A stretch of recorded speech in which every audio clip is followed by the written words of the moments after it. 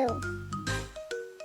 പണ്ട് പണ്ട് ഒരു ഗ്രാമത്തിൽ പാവപ്പെട്ട ഒരു മരം വെട്ടുകാരൻ ഉണ്ടായിരുന്നു. ഒരു ദിവസം അയാൾ കാട്ടിലെ നദിക്കരയിലുള്ള ഒരു മരം മുറിക്കുകയായിരുന്നു. നേരം വൈകിയതിനാൽ അയാൾ തളർന്നിരുന്നു. രാവിലെ മുതൽ തുടങ്ങിയ ജോലി ആയതിനാൽ നന്നേ ക്ഷീണിച്ചിരുന്നു. അങ്ങനെ മരം വെട്ടുന്നതിനിടയിൽ മരം വെട്ടുകാരൻ്റെ കയ്യിൽ നിന്നും കോടാലി തെറിച്ച് നദിയിൽ വീണു. അയാൾ വലിയ വിഷമത്തിലായി.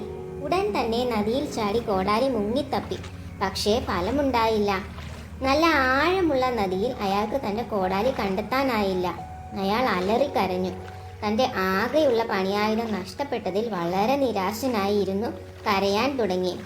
ദരിദ്രനായ അയാൾക്ക് ഇനി പുതിയ ഒരു കോടാലി വാങ്ങാൻ ഒരു നിവൃത്തിയുമില്ലായിരുന്നു. തൻ്റെ ജീവിതമാർഗം അടഞ്ഞതോർത്ത് കൈ കൂപ്പി അയാൾ തേങ്ങിക്കരഞ്ഞുകൊണ്ടിരുന്നു. അപ്പോൾ പെട്ടെന്ന് നദിയിൽ നിന്നും ജലദേവത പ്രത്യക്ഷപ്പെട്ടു.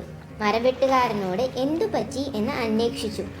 അയാൾ നടന്ന കാര്യങ്ങളെല്ലാം ദേവതയോട് കരഞ്ഞുകൊണ്ട് അറിയിച്ചു. ഉടൻ തന്നെ ജലദേവത പുഴയിലേക്ക് പോയി തിരിച്ചു വന്നപ്പോൾ കയ്യിൽ മനോഹരമായ സ്വർണ്ണ കോടാലി ഉണ്ടായിരുന്നു. ഇതാണോ നിന്റെ കോടാലി? ദേവത ചോദിച്ചു. അല്ല, സത്യസന്ധനായ മരമെട്ടുകാരൻ മറുപടി പറഞ്ഞു. ഇത് എൻ്റെ കോടാലിയല്ല. ദേവത ആ കോടാലി അവിടെ വെച്ചിട്ട് വീണ്ടും നദിയിലേക്ക് പോയി. ഇത്തവണ വെള്ളിയുടെ ഒരു കോടാലിയുമായി ദേവത എത്തി. എന്നാൽ അതും തൻ്റെ കോടാലി അല്ല എന്ന് അയാൾ അറിയിച്ചു. തൻ്റെ കോടാലി ഒരു തടിയുടെ പിടിയുള്ള സാധാരണ കോടാലിയാണെന്ന് അയാൾ അറിയിച്ചു. ദേവത മൂന്നാം തവണയും നദിയുടെ ആഴങ്ങളിലേക്ക് പോയി.